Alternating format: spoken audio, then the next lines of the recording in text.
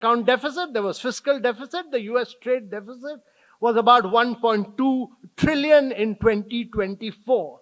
So he says, I've got to set this right, but there is a severe global impact as there is lack of predictability and consistency, and there's a very, very complex tariff system which he will negotiate with 60 different countries. So the consequence of that has been that Trump's tariff policy has caused stock markets to tumble. It has sent shockwaves. It's led to a loss of about $6 trillion in the economy. And since then, he's announced a 90-day pause on reciprocal tariffs on all countries except China, which actually faces a very stiff tariff of about 125% in addition to the 10%, in addition to the 25% which is imposed earlier on aluminum and steel. And the reason for that is that in 2024, China had exported goods worth about $440 billion to the United States. $440 billion, its imports from the United States were just $144 billion. So there was a trade deficit of $296 billion with China. That is about 24% of the trade deficit of the United States. But we should look at the total trade deficit. If the total trade deficit is 1.2 trillion, 24% is the trade deficit on account of China, 20% is on account of European Union, and about close to 15% is on account of Mexico. 15% on account of Mexico, 24% is on account of Europe, and close to about 24% on account of China. So this pause of 90 days pause on reciprocal tariff, and my view is that the baseline tariff of 10% will remain. That will be a source of earning, but on the rest of it, he will negotiate with each and every country.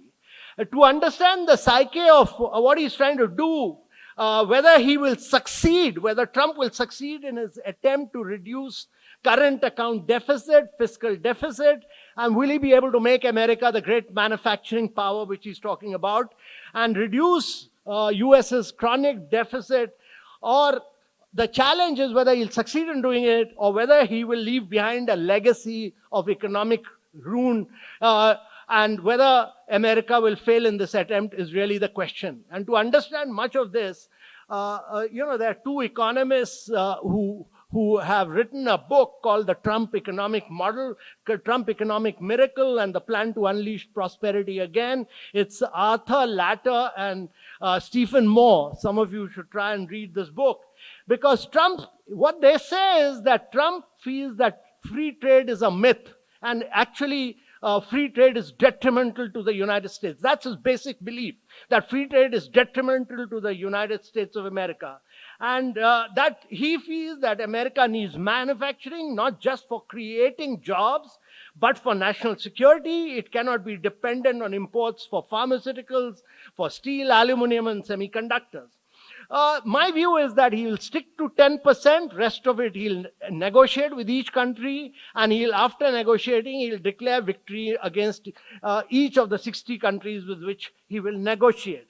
So that is where we are, and I'll come back to this, why I feel that this is really India's moment. This is not a crisis, this is a huge opportunity for India, and to my mind, India must do several things to fully tap into this opportunity, which we'll talk about. But the third key challenge is really the emergence of artificial intelligence as a technological force, and which has the potential to radically transform lives of citizens. It has the ability to enhance production, productivity, improve learning outcomes, health outcomes, nutritional standards. It can lead to huge transformation in developing countries. But at the same time, these technologies, the algorithms and the basic assumptions on which they are based have the potential to trigger conflict among societies, and therefore you would need some kind of international regulation on them.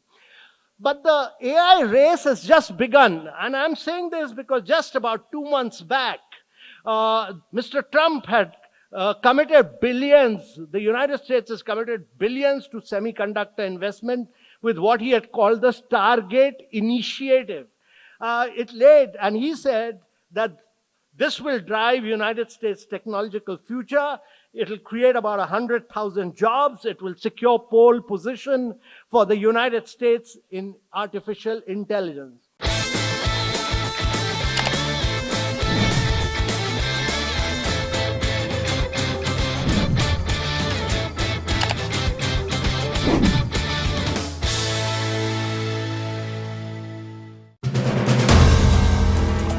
If you like the video, do like, comment, share and subscribe.